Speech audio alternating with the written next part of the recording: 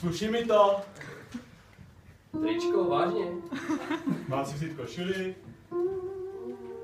Co třeba síťovaný? Myslíš, že se síťovaná líbí holkám?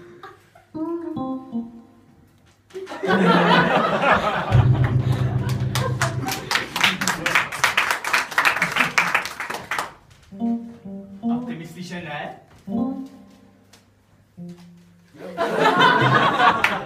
Nevypadá v tom blbě. Nevypadáš takhle vždycky?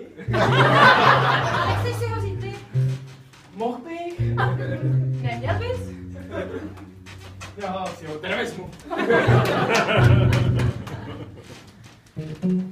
Já nevím. Myslíš, že ti neslyší? Tak běž, Markétko.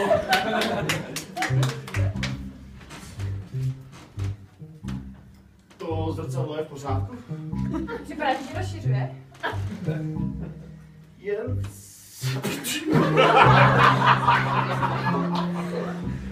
Máš gel? Do vlasu? Do podpaží.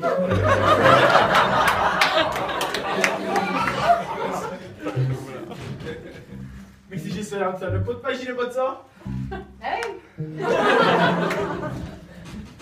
A půjdeme teda spolu. Proč bych měl chodit s tebou? A ty se mnou jít nechceš. No já snad jsem chtěl nabolovat ty holky než tebe. No a kam půjdeme? A chtěla bys radši celetnou, anebo jípák? No a co to udělat, jakože obojtně? A myslíš, že nás tam pustí? No a co myslíš ty? Tak co kdybychom tam nechci zavolat? A to je hodně dobrý nápad. A říct jo. Můžu se podívat na netu. A jsi na internetu. Počkej mi tablet.